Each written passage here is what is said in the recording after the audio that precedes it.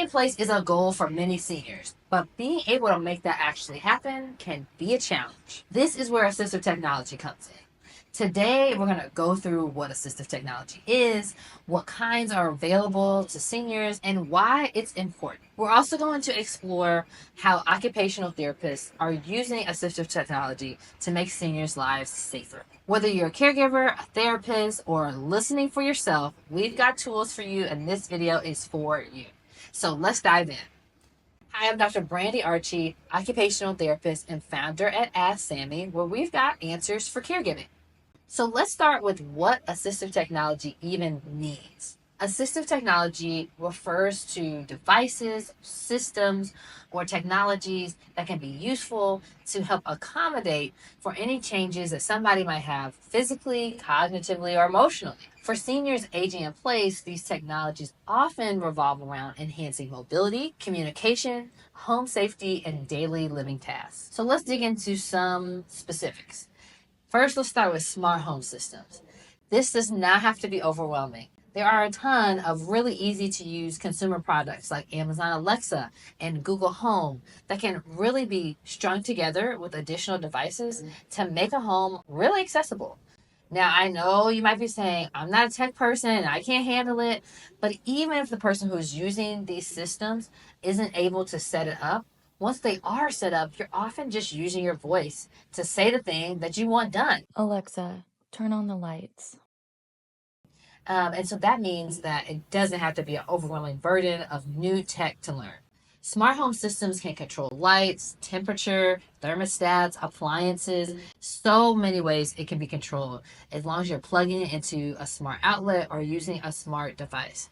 So the possibilities really are endless there. You might also consider adding smart doorbells like Ring so that you can see who's at the door without having to get up to get to it.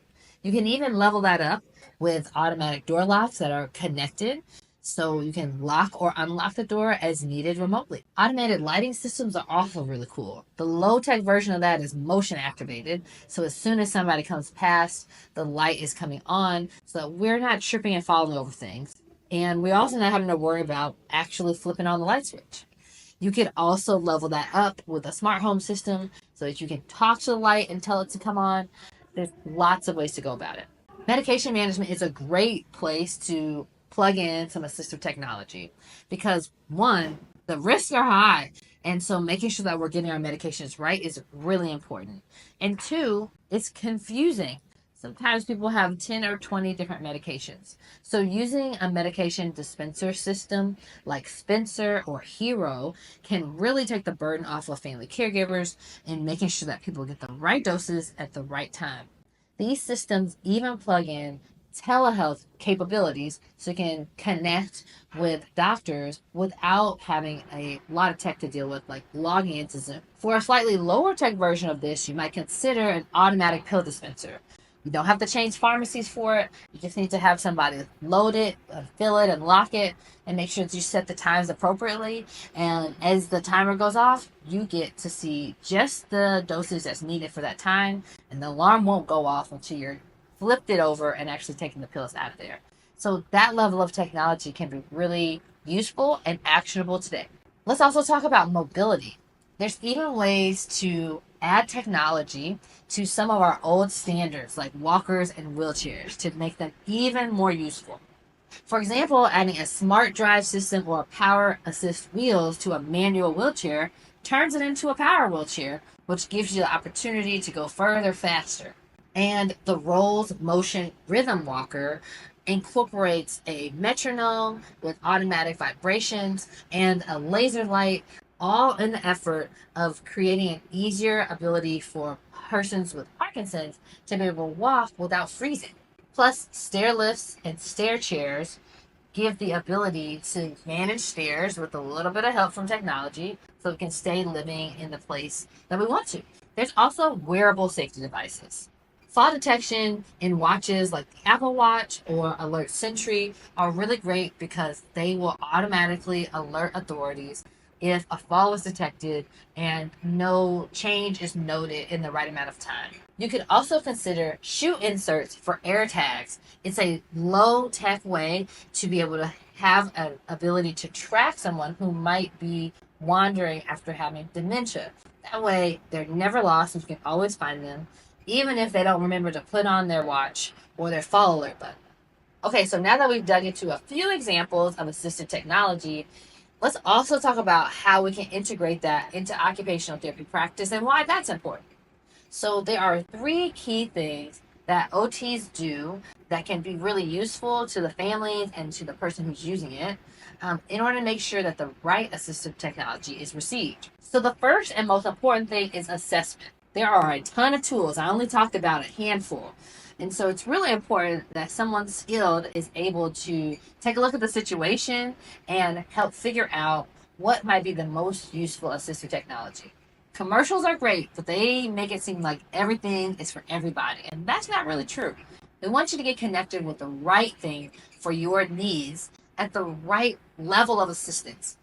Sometimes a low-tech solution is just as powerful as a super high-tech one. It really depends on the person who's using it. So getting an assessment done with an occupational therapist is key. The second piece of that is training and education. So let's say we assess, we figure out exactly what's needed, and then you get it. Well, you might need a little bit of education on how to use it best, how to get it set up, how to keep it going.